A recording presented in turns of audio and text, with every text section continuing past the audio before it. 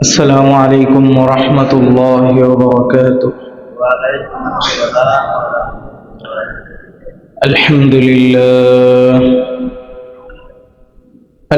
لله الذي أنذر عباده من النار ووعدهم جنات تجري من تحتها الأنهار وأشهد أن لا إله إلا الله وحده لا شريك له وأشهد أن سيدنا ومولانا محمدا عبده ورسوله أرسله بالحق بشيرا ونذيرا وداعيا إلى الله بإذنه وسراجا منيرا. اللهم صل وسلم وبارك عليه وعلى آله وأصحابه أجمعين. أما بعد فأعوذ بالله من الشيطان الرجيم. بسم الله الرحمن الرحيم. ولقد رآه بالأفق الأعلى ثم دنا فتدلى فكان قاب قوسين أو أدنى فأوحى إلى عبده ما أوحى ما كذب الفؤاد ما رأى أفتمارونه على ما يرى ولقد رآه نزلة أخرى عند سدرة المنتهى عندها جنة المأوى. وبالسند المتصل منا إلى الإمام البخاري رحمه الله تعالى أنه قال: حدثنا يحيى بن بكير قال حدثنا الليث عن عقيل عن ابن شهاب قال حدثني أبو سلمة بن عبد الرحمن قال سمعت جابر بن عبد الله رضي الله تعالى عنهما أنه سمع رسول الله صلى الله عليه وسلم يقول: لما كذبني قريش قلت في الحجر فجل الله لي بيت المقدس فطفقت أخبرهم عن آياته وأنا أنظر إليه. صدق الله العظيم وصدق رسوله النبي الكريم. সবাই মুহাব্বতের সাথে দুরূদ শরীফ পড়ি। اللهم صل على محمد وعلى آل محمد كما صليت على إبراهيم وعلى آل إبراهيم إنك حميد مجيد.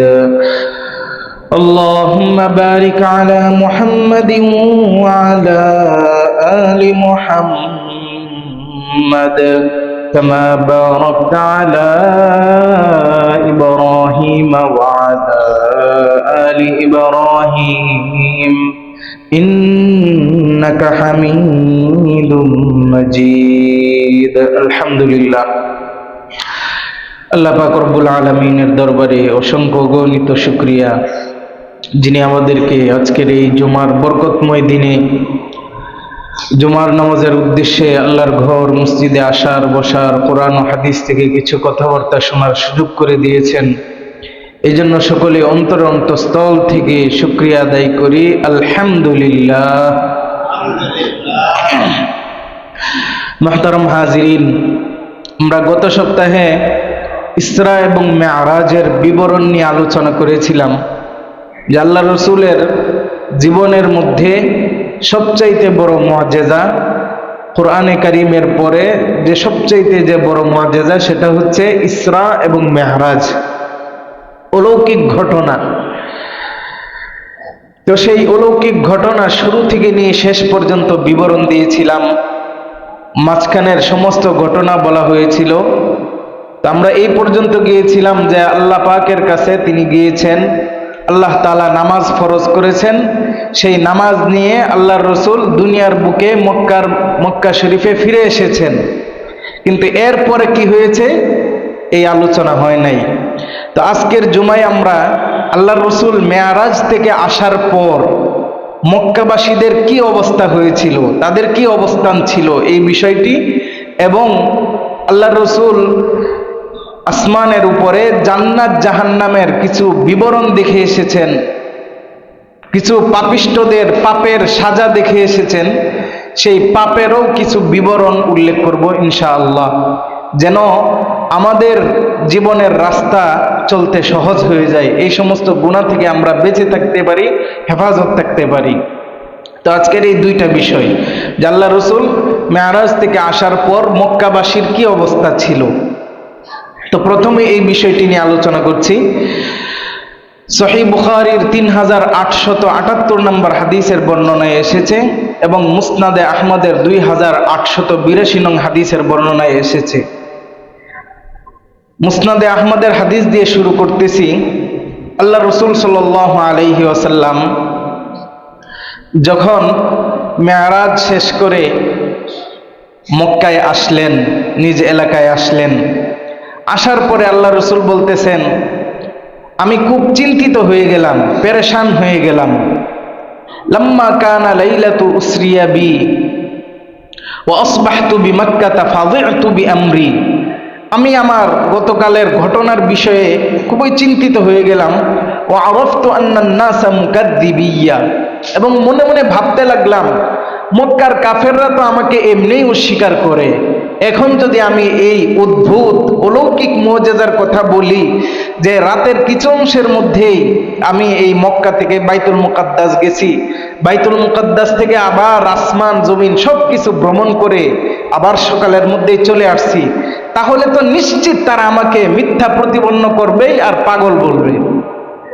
তো একজন মানুষ দেখেন, আমাদের মানবিক হিসাবে আমাদেরকে কেউ যদি কখনো ভালো বলে তখন আমাদের ভালো লাগে কিনা? ভালো লাগে।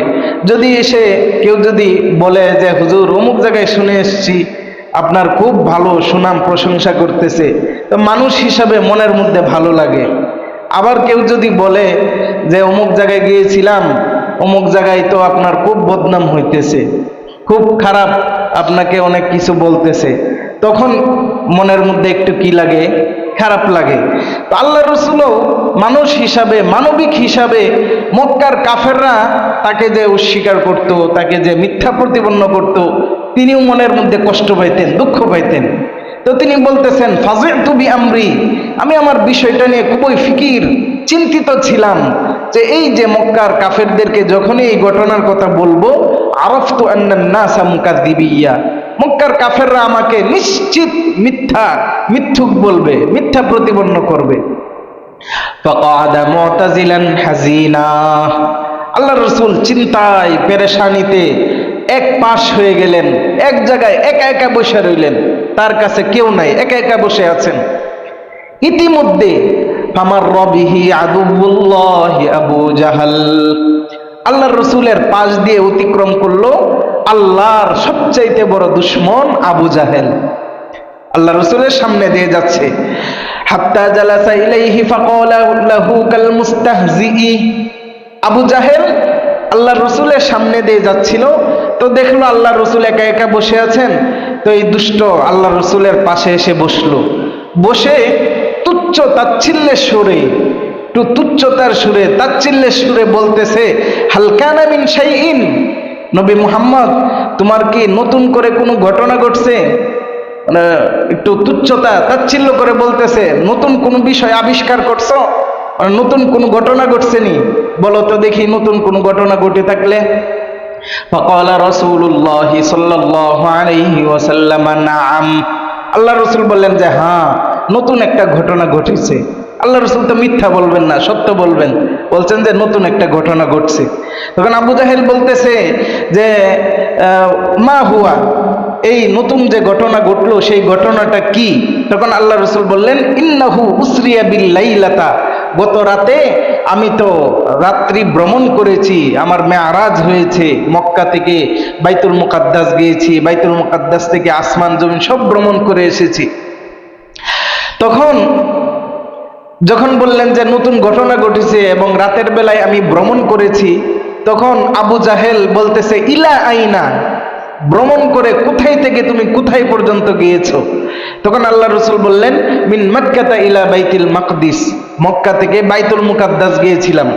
তো আবু জাহেল সে বলতেছে, আশ্চর্য হয়ে বলতেছে, সুম্মা আসবাহতা বাইনা যাহরানাইনা, তুমি এই রাতের মধ্যে গিয়ে আবারও ভোর হওয়ার আগে আমাদের মধ্যে চলে আসছো? তখন আল্লাহ রাসূল বলতেছেন যে নাম, আমি চলে আসছি।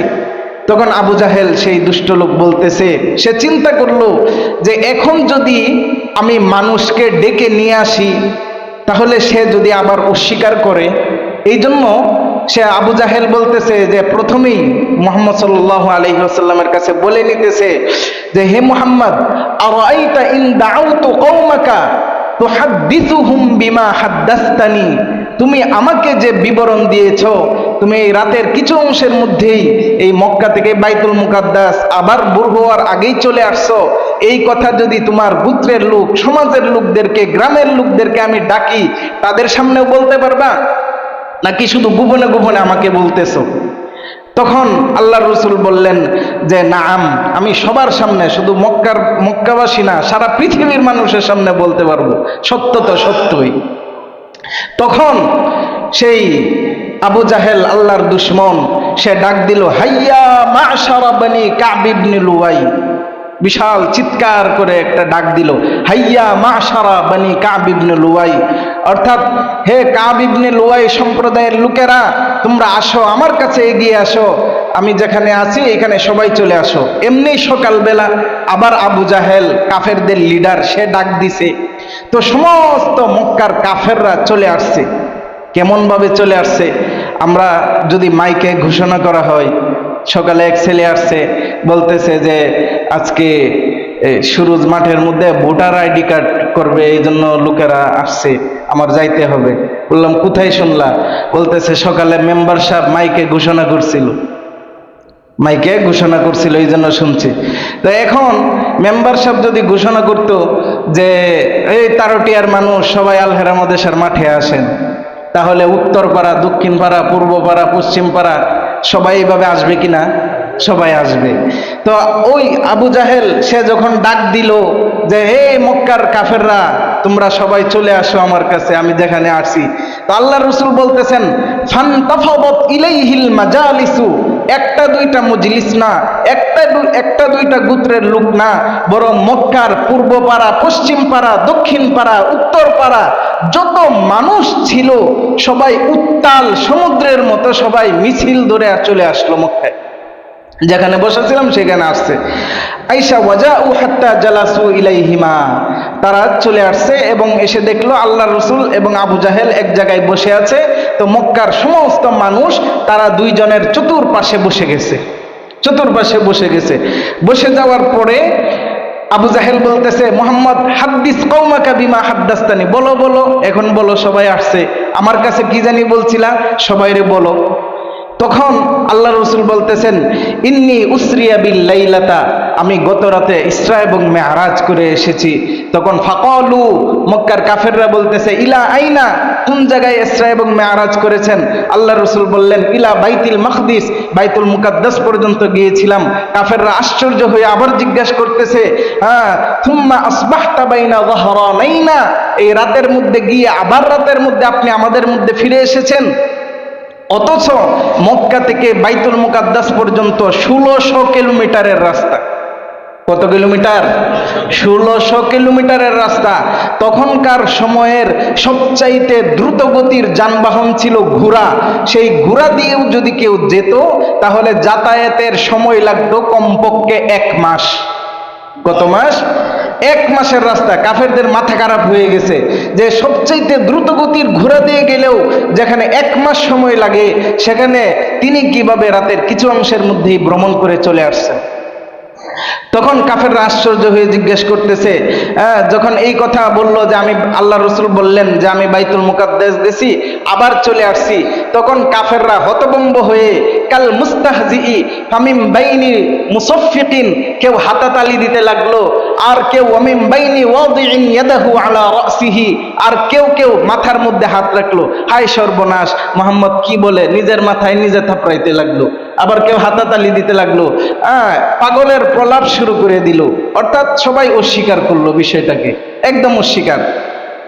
তো এর মধ্যে মুতাআজ্জিবান লিল কাযিবি জাআম, খুবই আশ্চর্য ধরনের একটা সংবাদ, এটা আশ্চর্য হয়ে তারা এরকম কর্মকাণ্ড করছিল।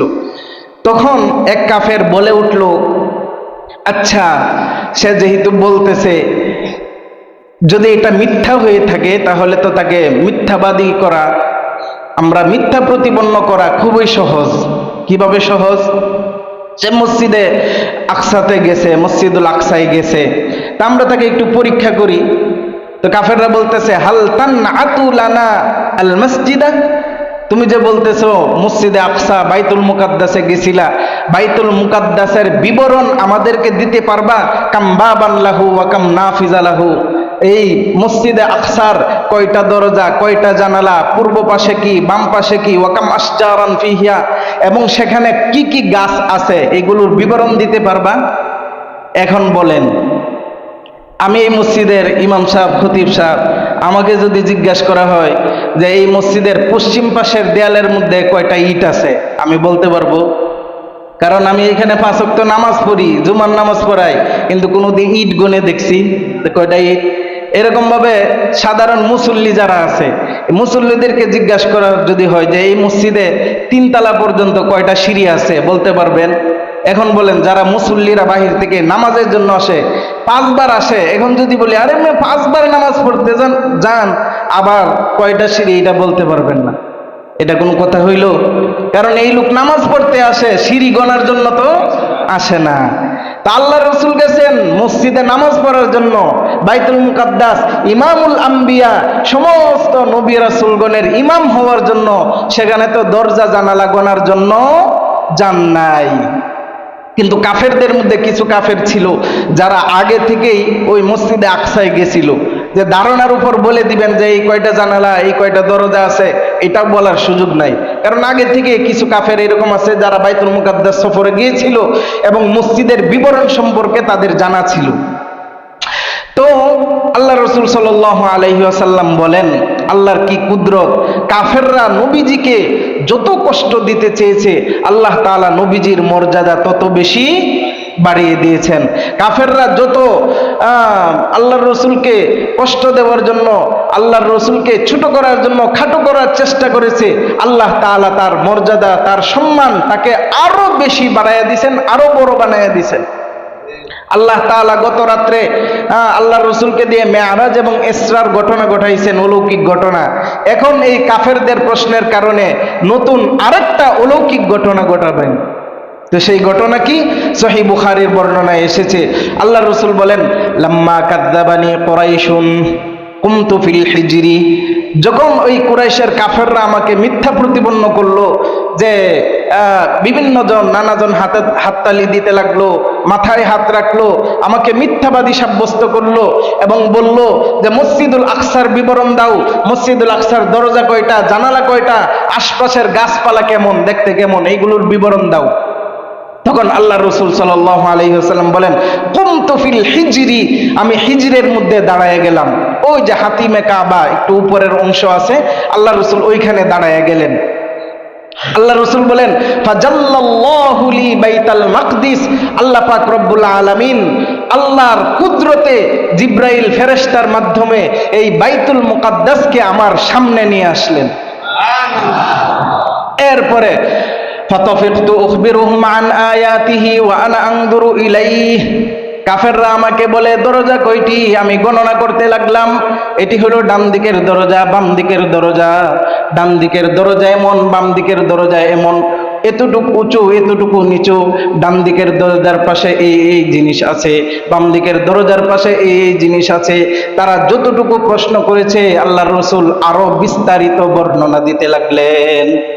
এইভাবে পরিপূর্ণ বর্ণনা দিতে লাগলেন।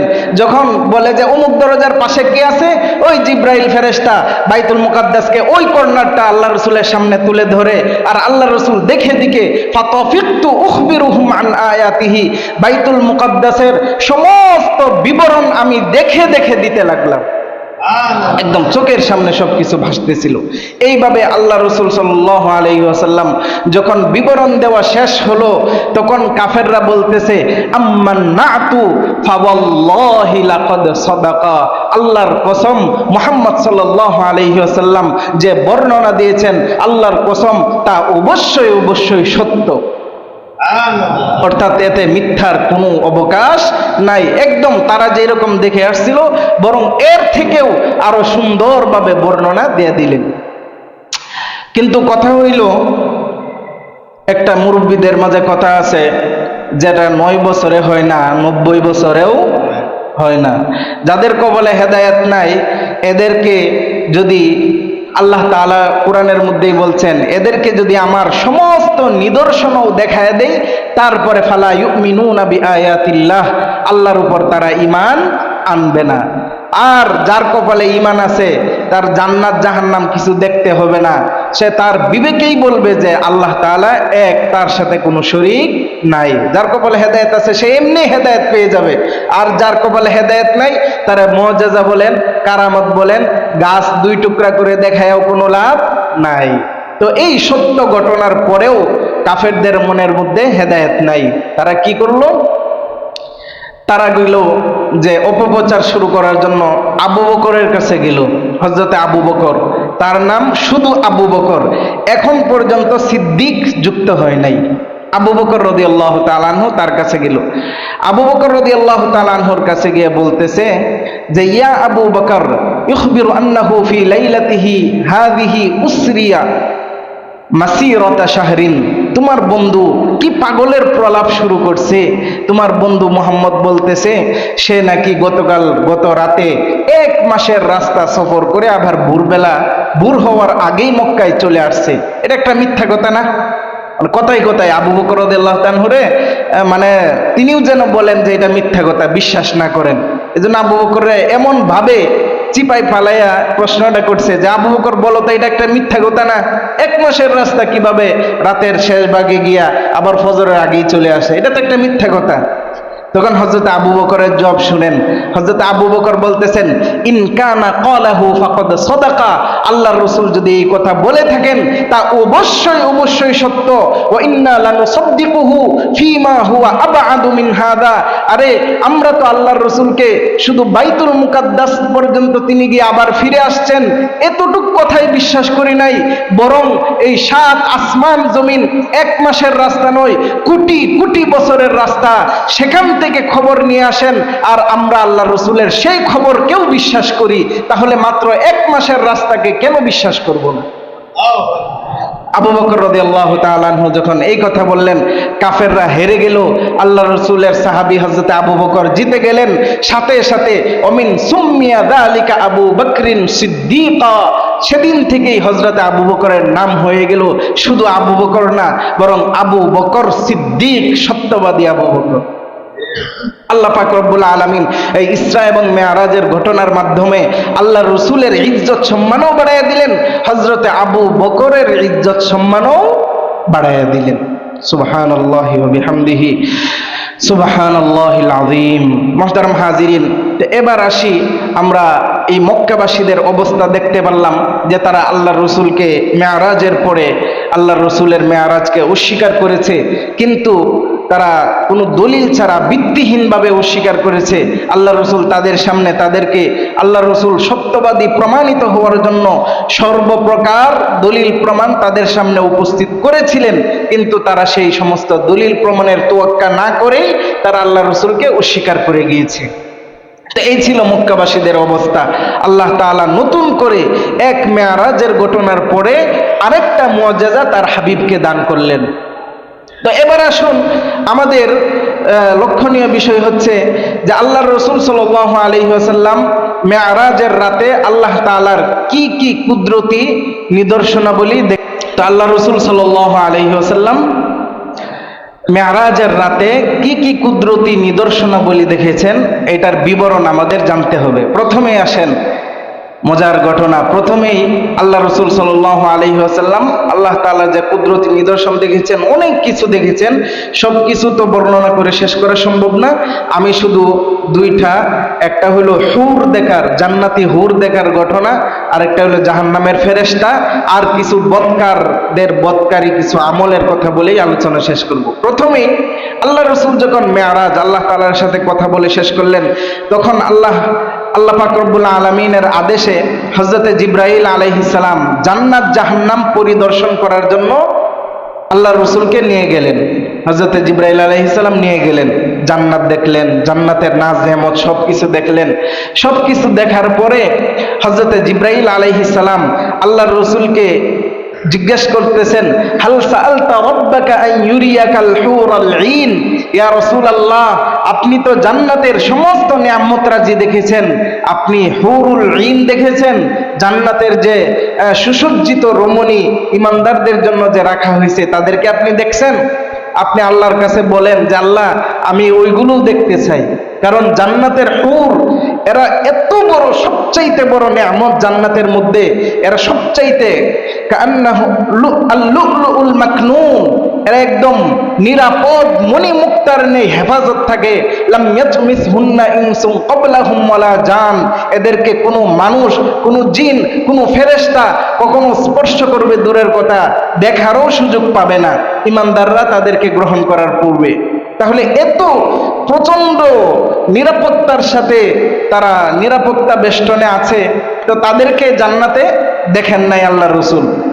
হযরত জিবরাইল বলতেছেন, আল্লাহ তাআলার কাছে আপনি একটু দোয়া করেন, একটু অনুমতি চান যে আল্লাহ আমাকে একটু হুরুল ঈন দেখান। তখন আল্লাহ রসুল সাল্লাল্লাহু আলাইহি ওয়াসাল্লাম ক্বালা নাআম, আল্লাহ তাআলার কাছে একটু প্রার্থনা করলেন যে আমি একটু হুরুল ঈন দেখতে চাই। তখন আল্লাহ পাক রব্বুল আলামিন আদেশ দিলেন। তো জিবরাইল ফেরেশতা বলতেছেন, ইনতলিক ইলা উলাইকা নিসওয়াহ, আপনি ওই পাথরের পিছনের যে ঘরটা আছে, ওই ঘরের ভিতরে ওই জান্নাতের হুররা আছে, আপনি সেখানে যান। ইনতলিক ইলা উলাইকা নিসওয়াহ, আপনি ওই সমস্ত মহিলাদের কাছে যান। ওয়াহুন্না জুলুসুন আন ইয়াসারি সখরা, তারা সেই পাথরের পাশেই উপবিষ্ট আছে। ক্বালা ফাআতাইতুহুন্না ফাসাল্লামতু আলাইহিন্না, জিবরাইল ফেরেশতা শিখিয়ে দিতেছে। আল্লাহ রসুল খুবই লজ্জাশীল লোক ছিলেন, তো গিয়া কি কথা বলবেন, জিবরাইল ফেরেশতা শিখিয়ে দিতেছে। বলতেছে, প্রথমে আপনি তাদের কাছে যাবেন, ফাসাল্লিম আলাইহিন্না, এদেরকে সালাম দিবেন, এরপরে কথাবার্তা শুরু করবেন। আল্লাহ রসুল বললেন, ফাআতাইতুহুন্না, আমি ওই জান্নাতের হুরদের কাছে গেলাম, ফাসাল্লামতু আলাইহিন্না, তাদেরকে আমি সালাম দিলাম। ফারাদাদনা আলাইয়াস সালাম, তারা সমস্বরে সবাই মিলে আমার সালামের জবাব প্রদান করলো। ফাকুলতু মান আনতুন্না, এরপরে আমি তাদেরকে, আমি তো জানি এরা হুরুল ঈন, তারপরেও আমি জিজ্ঞাসা করলাম, মান আনতুন্না, তোমরা কারা, তোমরা কারা, এদের মুখ থেকে শোনার জন্য যে এরা কারা। তখন ওই জান্নাতের হুররা বলতেছে, দেখেন এদের মুখের উচ্চারণ, শব্দ কত সুন্দর ভাষা। তারা বলতেছে, নাহনু খায়রাতুন হিসান নিসাউ কওমিন আবরার নুক্কু ফালাম ইয়াদরানু ওয়া আকামু ফালাম ইয়াজআনু ওয়া খুল্লিদু ফালাম ইয়ামুতু। কি ভাষা, কি চমৎকার ভাষা, আরবি সাহিত্য। তো তারা বলতেছে, নাহনু খায়রাতুন হিসান, আমরা সুসজ্জিত উৎকৃষ্ট রমণী, কাদের জন্য? নিসাউ কওমিন আবরার, আপনার উম্মতের মধ্যে আল্লাহর নেককার বান্দা যারা আছে তাদের আমরা স্ত্রী হিসাবে আল্লাহ পাক রব্বুল আলামিন আমাদেরকে প্রস্তুত করে রেখেছেন। আপনার উম্মতের কারা, কোন সমস্ত লোক? কওমুন আবরার, যারা নেককার, যারা নিজেদের সততা বজায় রেখে, যারা নিজেদের চাহিদাকে দুনিয়ার বুকে প্রাধান্য না দিয়ে হারাম কাজে ব্যয় না করে একমাত্র আল্লাহ তাআলাকে খুশি করার জন্য আল্লাহ তাআলার আদেশ নিষেধ মেনে চলে, আমরা হইলাম ওই সমস্ত নেককার বান্দাদের জন্য। এরপরে বলতেছে নুক্কু ফালাম ইয়াদরানু, আপনার উম্মতকে জানিয়ে দিন, আপনার উম্মত যারা দুনিয়াতে কষ্ট করতেছে তারা আমাদের কাছে যখন আসবে তারা নির্মল এবং পবিত্র থাকবে, তাদের গায়ে দিয়ে ঘাম বের হবে না, তাদের কাপড় চোপড় শরীর ময়লাযুক্ত হবে না। ফালাম ইয়াদরানু, তারা সর্বদাই পবিত্র থাকবে, কখনো নোংরা হবে না। এরপরে বলতেছে ওয়া আকামু ফালাম ইয়াজআনু, তারা আমাদের পাশে সর্বদাই থাকবে, কখনো আমাদেরকে ছেড়ে যাবে না।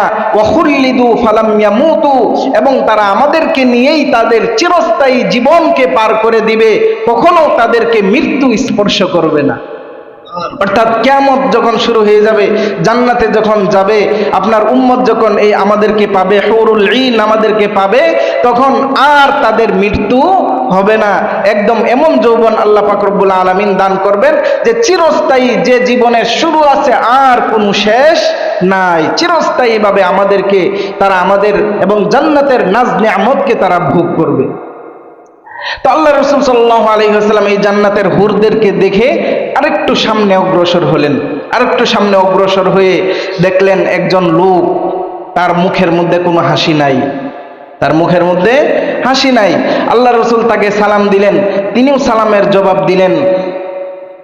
কিন্তু অন্যান্য ফেরেশতাদের কাছে যখন আল্লাহ রাসূল গেছেন তখন তাদেরকে সালাম দিছেন, তারা সালামের জবাব দিছেন, আল্লাহ রাসূলকে স্বাগতম জানাইছেন এবং খুব মুস্কি হাসি দিছেন। কিন্তু এই ফেরেশতাও সালামের জবাব নিছে, আল্লাহ রাসূলকে শুভেচ্ছা জানাইছে, কিন্তু আল্লাহ রাসূলের দিকে তাকায়া সে হাসে না। তখন হযরতে জিবরাইল আলাইহিস সালামকে আল্লাহ রাসূল জিজ্ঞাসা করলেন, হে জিবরাইল, আমি এই আসমানের মাররতু বিসসামাই, এই আসমানের মধ্যে আমি কত জায়গা দিয়ে অতিক্রম করলাম, আমি যেদিক দিয়ে গেছি সবাই আমাকে মালি লাম আতি আলা সামাইন ইল্লা রাহাবু বি ওয়া দাহিকু আলাইয়া, সবাই আমাকে নিয়ে হাসছে, আমাকে দেখে খুশি হয়েছে, শুভেচ্ছায় স্বাগতম জানিয়েছে। ইল্লা আলা গায়রু রাজুলিন ওয়াহিদিন, একমাত্র একটি লোক ছাড়া, এই ব্যক্তির পাশ দিয়ে আমি গেলাম, তাকে সালাম দিলাম, সে সালামের জবাব দিল, আমাকে স্বাগতমও জানালো, কিন্তু সে আমার দিকে তাকায় তো হাসতে দেখলাম না। তখন জিবরাইল ফেরেশতা বলতেছে, যাকা মালিকুন খাজিনু জাহান্নাম, ইয়া রাসূলুল্লাহ, ওই লোকটি সে সাধারণ কোনো লোক নয়, সেই লোকের নাম হইল মালিক ফেরেশতা, সে জাহান্নামের সর্দার, জাহান্নামের দারোগা। প্রত্যেকটা জেলখানার মধ্যে জেল প্রধান থাকে না, তো ঠিক সেই রকম ভাবে মালিক ফেরেশতা সে হলো জাহান্নামের প্রধান ফেরেশতা। তো লাম ইয়াদহাক মুনযু খুলিক, এই ফেরেশতা মালিক ফেরেশতাকে যেদিন থেকে সৃষ্টি করা হয়েছে সে এখন পর্যন্ত সে কখনো হাসে নাই। ওয়ালাউ দহিকা ইলা আহাদিন লা দহিকা ইলাইকা, সে যদি সে তার এই জীবনে কখনো হাসতো তাহলে আপনাকে দেখেই হাসতো, কিন্তু সে যেহেতু আপনাকে দেখে হাসে নাই, তাহলে এই বেচারার কপালে আর হাসি নাই, অর্থাৎ আর কারো জন্য সে হাসবে না। তাহলে আল্লাহর রাসূলের সামনেও সে হাসে নাই, অর্থাৎ হাসি মুখে সে সাক্ষাৎ করে নাই, তাহলে আমার আপনার মতো আরো যত পীর বুজুর্গ আছে তাদের জন্য হাসবে? কখনো হাসবে না। অর্থাৎ সে এত কঠোর অবস্থানে আছে মালিক ফেরেশতা। আল্লাহ পাক রব্বুল আলামিন আমাদেরকে এই জাহান্নাম থেকে আশ্রয় দান করুন, সবাই বলি আমিন। মুহতারাম হাজিরিন, এরপরে আল্লাহ রাসূল যখন ওই মালিক ফেরেশতার সাথে দেখা সাক্ষাৎ করে সামনে আগাইলেন, তখন জাহান্নামের কিছু বিবরণ দেখলেন। নির্দিষ্ট কিছু পাপের কারণে মানুষকে খুব শাস্তি দেওয়া হচ্ছে। তার মধ্যে 1 নম্বর শাস্তি আল্লাহ রাসূল যেটা দেখলেন, এটা হলো পরনিন্দা করার শাস্তি। কোনো মানুষকে ছোট করা, খাটো করা, মানুষকে ইহানত করা, লাঞ্ছিত করার শাস্তি। আল্লাহ রাসূল সাল্লাল্লাহু আলাইহি ওয়াসাল্লাম বলেন, সুনানে আবু দাউদের 4878 নং হাদিসের বর্ণনায় আসছে, عن أنس بن مالك رضي الله تعالى عنه قال قال رسول الله صلى الله عليه وسلم لما عرج بي ربي مررت بقوم لهم أظفار من نحاس يخمشون وجوههم وصدورهم فقلت من هؤلاء يا جبريل قال هؤلاء الذين يأكلون لحوم الناس ويقعون في أعراضهم।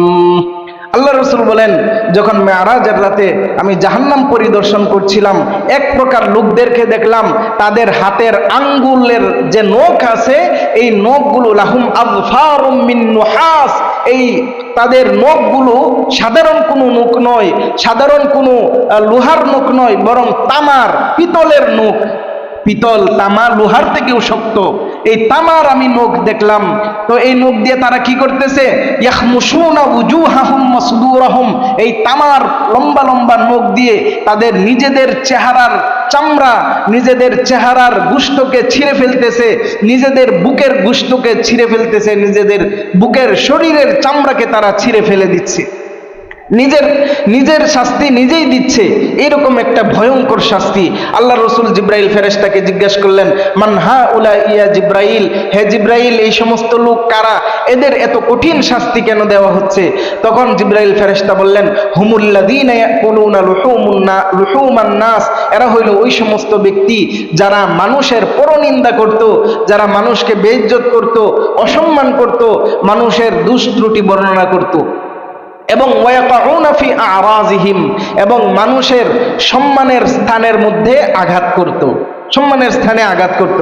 একজন মানুষের সম্মান সব এলাকায় সমান না। একজন মানুষ একটা এলাকার সে মেম্বার, চেয়ারম্যান, অথবা ওই এলাকার ইমাম সাহেব। তো আপনি দেখলেন যে ভাই আপনার বাড়ি কোথায়? অমুক এলাকায়। আচ্ছা, তো অমুক এলাকায় এটা শুনে সে আরেকবার অমুক এলাকায় গেছে। অমুক এলাকায় গিয়ে ওই এলাকার লোকদের সাথে ওই সম্মানিত ব্যক্তির বদনাম করলো, ওই সম্মানিত ব্যক্তির বদনাম করলো যে জানেননি আপনাদের অমুক সাহেব কেমন, আপনাদের অমুক সাহেব তেমন, আপনাদের অমুক সাহেবের এই ভুল সেই ভুল, এ লোক নিয়ে এত মানুষও না, এরকম ভাবে বদনাম করা। তো এরকম করলে এদের শাস্তি হইল ওই যে আল্লাহ রসুল যে হাদিসের মধ্যে বলছেন, ইয়াখমুশুনা উজুহাহুম, তামার নখ দিয়ে নিজের চেহারা নিজে ছিঁড়ে ফেলবে, এরকম ভয়ঙ্কর শাস্তি। 2 নম্বর শাস্তি হইল আল্লাযীনা ইয়াকুলুনার রিবা, যারা সুদ খায়, সুদখোরের শাস্তি। এত ভয়ঙ্কর শাস্তি। আল্লাহ রাসূল সাল্লাল্লাহু আলাইহি ওয়াসাল্লাম বলেন, আতাইতু লাইলাতান উসরিয়া বি আলা কওমিন বুতুনুহুম কাল বুয়ুত, মেরাজের রাতে আমি একদল জাহান্নামীর পাশ দিয়ে অতিক্রম করলাম, তাদের পেটগুলো ছিল বিশাল বড় বড় বাড়ির মতো, সাধারণ কোনো ছোটখাটো বাড়ি না, কাল বুয়ুত, বিশাল বড় বড় বাড়ির মতো। এমন বড় বাড়ি, ফিহাল হাইয়াত, যে তার পেটের ভিতরে বিভিন্ন ধরনের আপনার সাপ, বড় বড় বিচ্ছু সাপ, অজগর সাপ, এইগুলো পেটের ভিতরে নারী বুড়ি কেটে শেষ করে দিচ্ছে। আর ওই লোক চিৎকার করে চিল্লাপাল্লা করতেছে। তুরা মিন খারিজি বুতুনিহিম, ওই পেটের ভিতরে যে সাপ বিচ্ছু তার পেটের নারী বুড়ি কাটতেছে, এইগুলো বাহির থেকে পরিষ্কার দেখা যাচ্ছে। তো আল্লাহ রাসূল বললেন, আমাদের পেটের মধ্যে সামান্য গ্যাস্ট্রিকের ব্যথা হইলেই সহ্য করা যায়? সহ্য করা যায় না।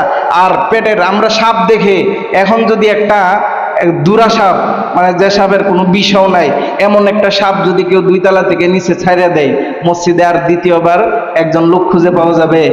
সবাই দরজা জানালা ছাড়া দৌড় দিবে। তাহলে ওই ভয়ঙ্কর ভয়ঙ্কর সাপ তার পেটের ভিতরে দেখা যাইতেছে, তাহলে কেমন বড় শাস্তি, নির্মম শাস্তি হচ্ছে।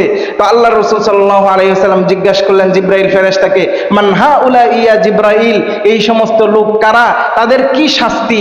তখন আল্লাহ রাসূলকে হযরত জিব্রাইল ফেরেশতা বলতেছে, হাউলাই আকালাতুর রিবা ইয়া রাসূলুল্লাহ, এরা হইল ওই সমস্ত লোক যারা দুনিয়ার মধ্যে সুদ খাইতো, এদের শাস্তি এরকম ভাবে দেওয়া হচ্ছে।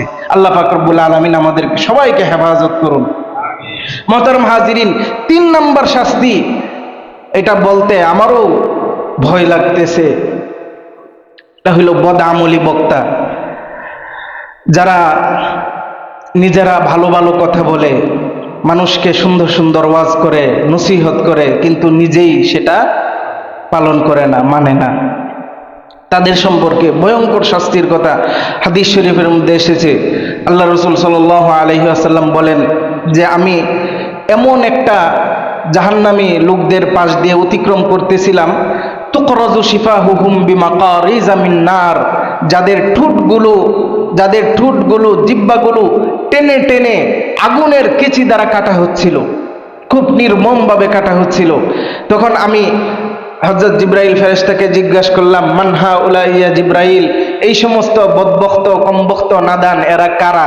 তখন জিব্রাইল ফেরেশতা বলতেছে, হা উলাই খুতাবাউ উম্মতিকা মিন আহলিদ দুনিয়া, এরা হইল আপনার উম্মতের খতিব সাহেব, এরা হইল আপনার উম্মতের বক্তা সাহেব। ইয়ামুরুনান নাসা বিল বিররি, যারা মানুষকে ভালো ভালো গল্প শোনাতো, ভালো ভালো কাজের আদেশ করত। ওয়ায়ানসাউনা আনফুসাহুম, কিন্তু নিজেরাই সেই অনুযায়ী আমল করতো না। আফালা ইয়াকিলুন, নিজেদেরকেই তারা ভুলে রাখতো। মানুষ তাদের কথা শুনে মানুষ হেদায়েত পেয়ে গেছে, কিন্তু সে নিজেই হেদায়েত পায় নাই। এইরকম ভয়ঙ্কর কথা, এরকম ভয়ঙ্কর শাস্তি এই সমস্ত বদামলি বক্তা, বদামলি ওয়াইজদের সম্পর্কে হাদিসের মধ্যে আসছে। দেখেন বর্তমান সময়ের মধ্যে আমাদের যে সমাজ ব্যবস্থা চলতেছে, বর্তমান জামানার মধ্যে আজ থেকে 20 বছর আগে সারা বাংলাদেশে এই শীতের সিজনে যে পরিমাণ মাহফিল হইতো, বর্তমানে এর থেকে বেশি হইতেছে না কম হইতেছে? বেশি। কিছু বেশি না অনেক বেশি? অনেক বেশি। অনেক বেশি। তার মানে বক্তাও বাড়ছে, অনেক বেশি বক্তা বাড়ছে, ওয়াজ মাহফিলও বেশি বেশি হচ্ছে। তাহলে আগে মানুষ যে পরিমাণ হেদায়েত প্রাপ্ত ছিল, এখন মানুষের মধ্যে দিনে দিনে হেদায়েত বাড়তেছে না কমতেছে? মানুষের মাঝে হেদায়েত আরো কমতেছে। এটার কারণ কি? এটার কারণ হইল, আগে এই ওয়াজ মাহফিলগুলো সবগুলোর যে ইচ্ছা ছিল মানুষকে হেদায়েতের পথে নিয়ে আসা, ভালো কথা, কোরআনের কথা শোনানো, কিন্তু এখন প্রায় জায়গার মধ্যে, আমি সব জায়গার কথা বলি না, প্রায় জায়গার মধ্যে মাহফিল কমিটি যারা আছে তাদেরও উদ্দেশ্য সৎ না, যারা ওয়াজ করে তাদের উদ্দেশ্যও সৎ না।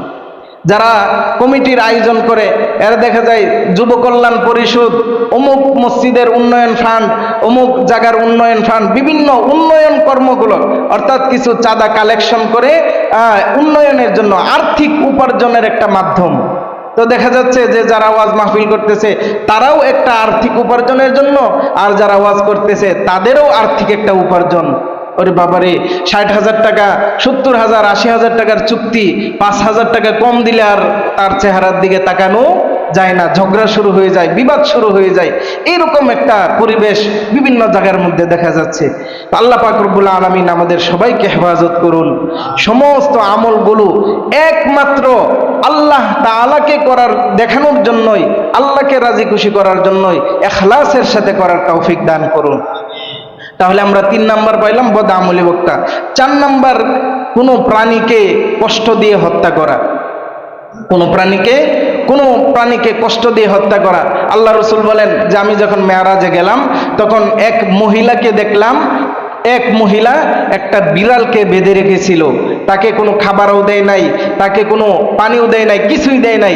এই বিড়ালটা না খেয়ে, কিছু পান করতে না পেরে, কিছুই না পেয়ে সে মারা গেছে। তো ওই মহিলাকে, এই একটা বিড়ালকে না খেয়ে মারার কারণে আল্লাহ তাআলা তাকে জাহান্নাম দিয়ে দিয়েছেন। এই জন্য আমাদের খুব খেয়াল রাখতে হবে যেন অনেকেই বিভিন্ন ধরনের গরু ছাগল লালন পালন করেন, যেন এইগুলোর কোনো ত্রুটি বিচ্যুতি না হয়, এইগুলো যেন কোনো কষ্ট না হয়, খেয়াল রাখা। আমার আপনার শীতের রাতের মধ্যে কম্বল লাগে, তোশক লাগে, এরপরে বিভিন্ন ধরনের চাদর লাগে, জ্যাকেট লাগে। ওই গরু যে আপনার গোয়াল গরু আছে তার শীত করে না? গরু শীত করে না? অবশ্যই শীত করে। সে গরু বলে তাকে অবহেলা না করা, বরং তারও আরামের ব্যবস্থা করা, এটাই ইসলামের শিক্ষা। অনুরূপভাবে একজন খারাপ মহিলা যে জিনা করত, এইরকম একটা মহিলা, তাকে আল্লাহ তাআলা মাফ করে দিছেন। কেন মাফ করে দিছেন? সে একবার এক রাস্তা দিয়ে যাচ্ছিল, তে একটা কুকুর কুয়ার পাশে দাঁড়ায়া হাঁপাইতেছিল, একেবারে পানির পিপাসার্ত হয়ে জান যাবে এরকম অবস্থা। তো ওই খারাপ মহিলা তার মোজা খুলে কুয়া থেকে পানি বের করে ওই কুকুরকে পানি পান করাইছিল। তো এই কুকুর বেঁচে গেছে, সে আর মরে নাই। আল্লাহ তাআলা তার এই আমলের উপর খুশি হয়ে তাকে হেদায়েত দান করছেন, সে গুনার কাজ ছেড়ে দিছে, অতঃপর আল্লাহ তাআলা তাকে জান্নাত দিয়ে দিছে। তাহলে কোন একটা প্রাণীকে ইচ্ছাকৃতভাবে কষ্ট দিয়ে মারলেও গুনাহ, আবার কোন একটা প্রাণীকে বাঁচায়া দিলে জান্নাত এবং সওয়াবের কাজ। 5 নাম্বার, যারা কোরআনকে প্রাধান্য দেয় না, কোরআনকে ত্যাগ করে চলে। আল্লাহ রাসূল এরকম আরেকটা শাস্তির কথা বলেছেন, যারা কোরআনের আইনকে মানতে চায় না, বরং কোরআনকে পিছনে রাখে, বলে যে কোরআন হাদিসের কথা হবে মসজিদ আর মাদ্রাসায়, সমাজের মধ্যে কোরআন হাদিস চলেনি। বলেন নাউজুবিল্লাহ। কোরআন কি শুধু মসজিদ মাদ্রাসার জন্য নাজিল হয়েছে, নাকি পুরা বিশ্বের শান্তির জন্য নাজিল হয়েছে? পুরা বিশ্বের শান্তির জন্য। এদের সম্পর্কে আল্লাহ পাকের নবী একটা ভয়ঙ্কর শাস্তির কথা বলেছেন, যে এরা এক জায়গায় থাকবে, এদের উপর জাহান্নামের ফেরেশতারা পাথর নিক্ষেপ করে এদের মাথাগুলো ভেঙে ফেলবে, এরপরে পাথর গড়ায় পড়তে পড়তে আবারও তাদের মাথাগুলো ভালো হয়ে যাবে, আবারও তাদের মাথার উপর আঘাত করা হবে। এইভাবে জাহান্নামের মধ্যে তাদের শাস্তি চলতেই থাকবে যারা কোরআনকে প্রাধান্য না দেয়। 6 নম্বর হইল যারা মিথ্যাচার করে। অনেক মানুষ মিথ্যা কথা বলে, এমন ভাবে মিথ্যা কথা বলে মনে হয় যেন এর থেকে বড় সত্য আর হতে পারে না, এমন ভাবে এত রসকস লাগায় মিথ্যা কথা বলতে পারে। এই সমস্ত মানুষদের জন্য আল্লাহ রাসূল সাল্লাল্লাহু আলাইহি ওয়াসাল্লাম বলেছেন যে এদেরকে ফেরেশতারা ডান কাত করে শোয়াবে, শোয়ানোর পরে আপনার লোহার যে চিরুনি আছে, লোহার চিরুনি দিয়ে এদের উপরে এইভাবে টানবে, টানতে টানতে এক পাশের সমস্ত গোশত চামড়া তুলে ফেলবে, এরপরে আবার অপর পিঠ করবে, অপর পিঠ করে আবারও লোহার চিরুনি দিয়ে তার শরীর থেকে তার যত চামড়া আছে, গোশত আছে, এইগুলোকে ফেলে দিবে। এই গেল 6 নম্বর শাস্তি। 7 নম্বর শাস্তি হইল ব্যভিচারী ব্যক্তি যারা জিনা করে। আল্লাহ পাক রব্বুল আলামিন বলছেন, লা তাকরাবুজ জিনা, তোমরা জিনার ধারে কাছেও যেও না, জিনা করবা তো দূরের কথা। যারা এই সমস্ত ফাহিশা কাজে লিপ্ত হয় এদের সম্পর্কেও খুবই আল্লাহ রাসূল বলেন যে আমি জাহান্নামে একটা চুলার মতো দেখলাম, যেখানে মানুষদেরকে, পুরুষ এবং মহিলা উলঙ্গ অবস্থায় এদেরকে জাহান্নামের মধ্যে শাস্তি দেওয়া হচ্ছে। এরা আগুনের তাপে উপরে উঠে যায়, আবার ধাপ করে নিচে চলে যায়, আবার জ্বলতে জ্বলতে উপরে উঠে, আবার ধাপ করে নিচে চলে যায়। তা আমি জিবরাইল ফেরেশতাকে বললাম যে এরা কারা? তখন জিবরাইল ফেরেশতা বলতেছেন, ফা ইন্নাহুমাজ জুনাতু ওয়াজ জাওয়ানি, এরা হলো ব্যভিচারী নারী পুরুষ, যারা ব্যভিচার করতে দুনিয়াতে নিজের খাহেসাতকে অপাত্রে ব্যয় করেছে, এদেরকে আল্লাহ পাক রব্বুল আলামিন এই শাস্তি দান করছেন। মুহতারাম হাজিরিন, আসুন আমাদের এই জীবন অল্প কয়দিনের জীবন, এই জীবনটাকে আমরা সৌন্দর্যমণ্ডিত করি। মেরাজের মধ্যে আল্লাহ রাসূল যা পেয়েছেন, নামাজ পেয়েছেন, এই নামাজকে আমরা আঁকড়ে ধরি, আর যে সমস্ত পাপের কথা এসেছে এই সমস্ত পাপ কাজ থেকে আমরা বিরত থাকি। আল্লাহ পাক রব্বুল আলামিন আমাদের সবাইকে হেফাজত করুন, বলি আমিন। ওয়া আখিরু দাওয়ানা আলহামদুলিল্লাহি রাব্বিল আলামিন। যারা সুন্নাত আদায়